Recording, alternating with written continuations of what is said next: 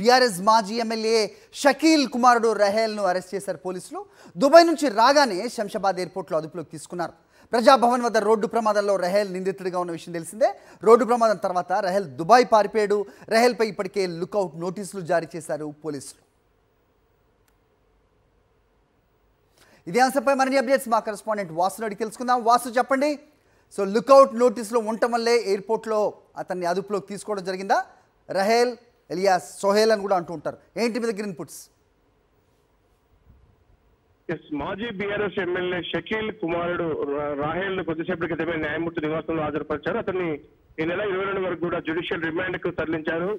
కొద్దిసేపటి క్రితమే చెంచల్గూడ జైలు కూడా పంజాగుట్ట పోలీసు తరలించారు. అయితే ప్రధానంగా కూడా డిసెంబర్ లో జరిగినటువంటి ప్రగతి భవన్ ముందు జరిగినటువంటి రోడ్డు ప్రమాదానికి సంబంధించి కూడా బారికేడ్లను ఢీకొట్టి ఆ ప్రమాదంలో అక్కడి నుంచి తప్పించుకొని కూడా పారిపోయిన నేపథ్యంలో ఇన్స్పెక్టర్ దుర్గారావుతో పాటు మరికొంతమంది పోలీసు అధికారులు కూడా సస్పెండ్ అయ్యారు, అరెస్ట్ అయ్యారు. ఇదే కేసులో దుబాయ్ పారిపోయినటువంటి రహేల్ నిన్న రాత్రి శంషాబాద్ ఎయిర్పోర్ట్ చేరుకున్న నేపథ్యంలో కూడా సమాచారం అందుకున్న పోలీసులు అతన్ని అదుపులోకి తీసుకుని ఈ రోజు తెల్లవారుజామున న్యాయమూర్తి నివాసంలో హాజరుపరిచారు.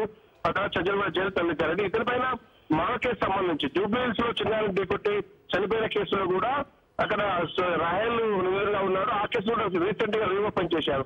కాబట్టి పలు కేసులు పెండింగ్ లో ఉన్నాయి. హైకోర్టులో రీసెంట్ గా పిటిషన్ దాఖలు చేయడం నేపథ్యంలో దానిపైన లుకౌట్ నోటీసులు కొట్టివేయాలంటూ కూడా రాహేల్ హైకోర్టును ఆశ్రయించాడు. ఎఫ్ఐఆర్ కూడా రద్దు చేయాలని హైకోర్టును ఆశ్రయించాడు. కానీ పోలీసులకు సహకరించాలని కోర్టు పదే జనవరిలో కూడా చెప్పింది.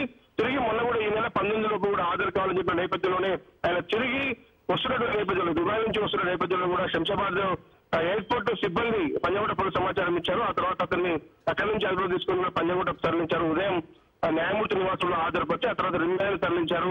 మరి ఈ కేసులో ఇప్పటికే కీలక ఆధారాలు సేకరించారు. కొడుకును తప్పించిన నేపథ్యంలో కూడా షకీల్ పైన కూడా కేసు నమోదు చేశారు.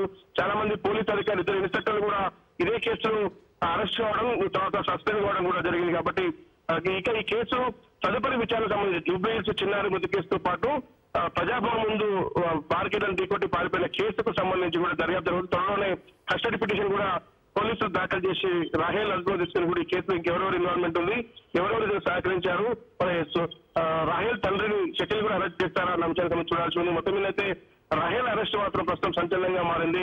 కొద్దిసేపటి క్రితమే న్యాయమూర్తి నివాసంలో హాజరుపరిచి కూడా జైలుకు తరలించడం జరిగింది. Right Vasu, thanks for the inputs.